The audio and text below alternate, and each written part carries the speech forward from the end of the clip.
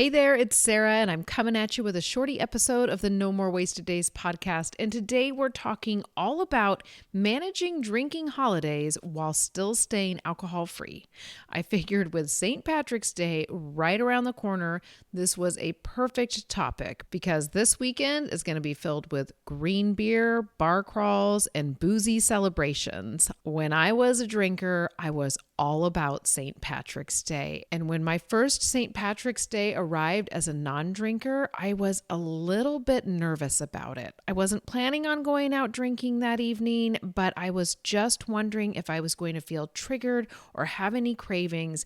And if you're feeling like that, I'm going to offer some tools and strategies so you don't have to feel worried and you can stay confident and stay alcohol-free. This is a perfect time to download my alcohol-free checklist if you haven't done that already. This checklist is going to set you up with all of the strategies and tools you need to be successful at the beginning of your alcohol-free journey. So if you're just starting and St. Patrick's Day is right around the corner, this checklist is a must. Head to the link in the show notes and you can download the alcohol-free checklist while you're listening to this podcast episode. Today, I'm going to share why drinking holidays can feel so overwhelming. I'll offer you strategies for staying alcohol-free with confidence, and I'll even have some fun ways that you can celebrate without booze. Being alcohol-free should never feel like you're putting yourself into a prison, even with these drinking holidays, because if you have friends that are going to be celebrating this holiday, or maybe within your family you celebrate St. Patrick's Day, I want to make sure you're all set up for success, and that's exactly what this episode's going to do.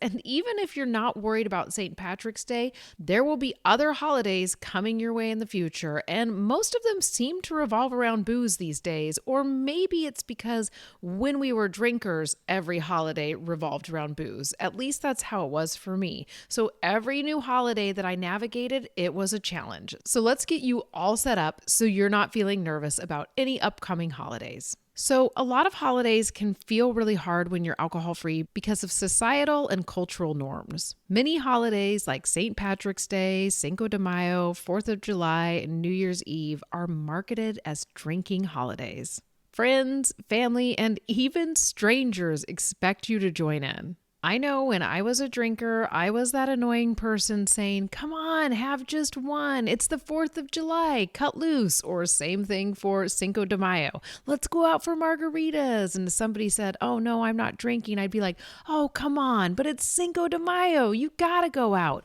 I was that person. And now I've had to set up strategies to navigate the person just like I used to be. Along with the social pressure and cultural norms, you may also experience FOMO, the fear of missing out. This happens to me at the strangest times. Like, there's National Margarita Day. Did you know that that was a holiday? Oh my gosh. I don't know what date that holiday is, but I know when it's happening because it starts showing up on my social media. And when I saw that holiday for the first time as a non-drinker, I was like, oh, it's Margarita Day and I don't drink anymore. I was really taken back that I actually had a little bit of FOMO for a holiday that's probably made up. I mean, I did celebrate National Margarita Day when I was a drinker, but still, even a holiday like that tripped me up and I wasn't expecting it. Now, the key to most holidays is to realize that alcohol isn't the only thing making the holiday fun. There's actually a lot of other things happening with every holiday, except for maybe National Margarita Day, that make those holidays fun. And I'm going to help you find those fun things as we go through this episode. I also want you to remember that holidays are really about the experience itself. And when you're drinking, you're not 100% present for the experience. So now that you're not drinking, you get to show up for these holidays and actually remember what's happening in them. Lastly, holidays like this can make you experience triggers, or maybe you're even triggered by the feeling of nostalgia. If you used to party on these holidays and drink, it can really bring up some old habits and cravings. Recognizing this ahead of time helps you to prepare. So simply by listening to this podcast episode today, you are preparing yourself so this won't be as difficult.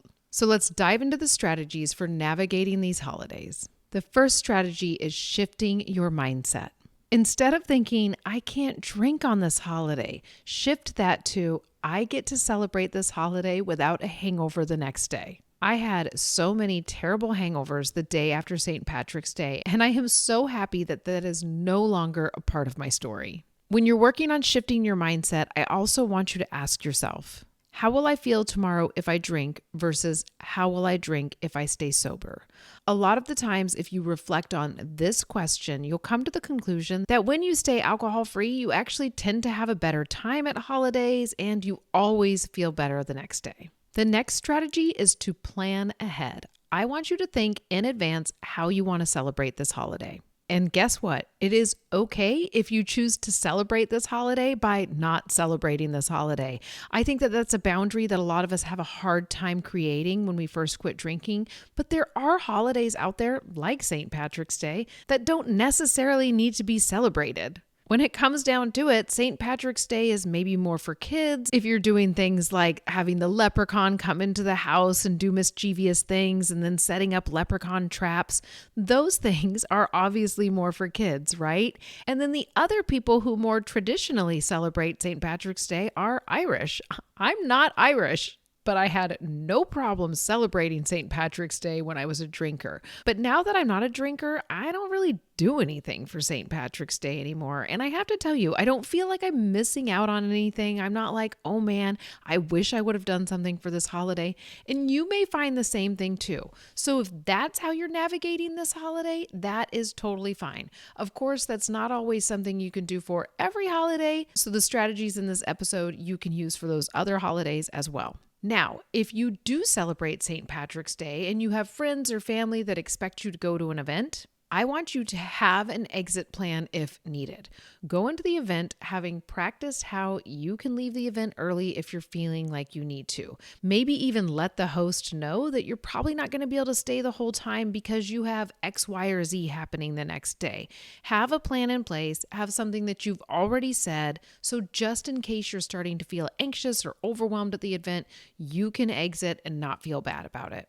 The other thing that I want you to do when you're planning ahead is to bring your own non-alcoholic drinks. A lot of times there will not be a non-alcoholic option there if everybody else is a drinker. So bring your own kombucha, soda, fizzy water like Spindrift or LaCroix, ginger ale, or even some of the mocktails that you can buy that are already pre-made and in a can.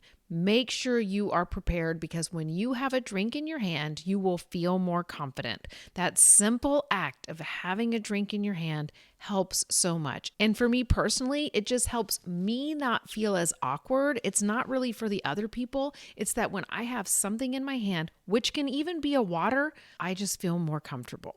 And lastly, I want you to start thinking about how you will handle peer pressure. Peer pressure still happens even when we're adults. It's silly to think that because I feel like it's something that I was so prepared for as a kid, as a teenager. And then when I got to be an adult, I thought, well, that's not really going to happen. Except for, like I said at the top of the episode, I was that person. So let's talk about how to navigate that. First, I want you to have a few prepared responses. And I always say it is best to practice these responses a few times before you head out. Practice saying them in the mirror. It'll feel silly, but it is so worth it when you practice them. It makes it so much easier to do it when the real time comes. So here's a few responses when somebody asks you if you want to have a drink. I'm good with what I have, thanks. Or I actually feel so much better without alcohol. I don't even miss it. Or maybe I'm just here for the good vibes and not the booze. And then there's a few others you can do, like it interferes with some of the medication I'm taking. Or have something fun planned, like I had to quit drinking, I went pro, and I retired early. Having some fun responses like that can also help lighten the mood. Most of the time, people are like, okay, got it.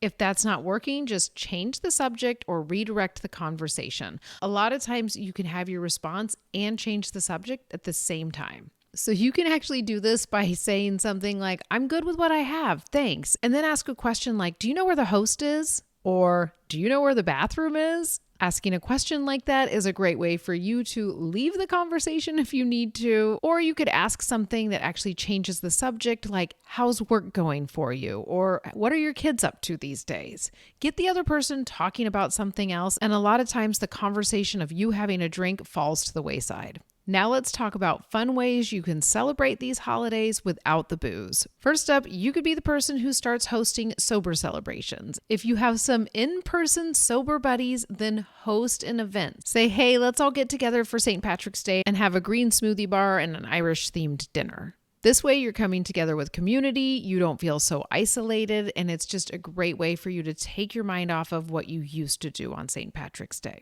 You could also host game night and have some fun mocktails at the party to enjoy. If you don't want to be the host, then figure out a sober event to go to. You can look up sober meetups or even wellness-focused gatherings, and I'm sure you can find something in your area if you do a little searching. This is also a great time to create new traditions. I have done this with a lot of holidays with my family. It's actually been really fun, and it actually helps me re-find the purpose of the holiday. So maybe some ideas for this is that on certain holidays, you could head out on a hike, or you could have a self-care night where you stay in and do facials or a bubble bath or adult coloring books, anything like that that keeps you entertained. Or cook up a festive meal if cooking is something that's really fun for you. Drinking holidays can be challenging, but with the right mindset and the right strategies, you can totally get through them alcohol-free. Remember, have a plan, bring your own drinks, and plan for that social pressure that may show up. And most importantly, focus on what you want to get out of the holiday, not what others expect you to get out of the holiday. If this is your first St. Patrick's Day, know that this is just one day. You are choosing something bigger than a drink, and I promise you, when you wake up the day after St. Patrick's Day feeling clear-headed and hangover-free, you're going to be so happy that you chose not to drink. All right, I hope this episode is super helpful, and I can't wait to hear how your alcohol-free St. Patrick's Day goes. If this episode was helpful, be sure to rate and review and share it with a friend, and be sure to go download the free alcohol-free checklist from the link in the show notes. Thank you so much for listening, and I'll be in your ear in the next episode.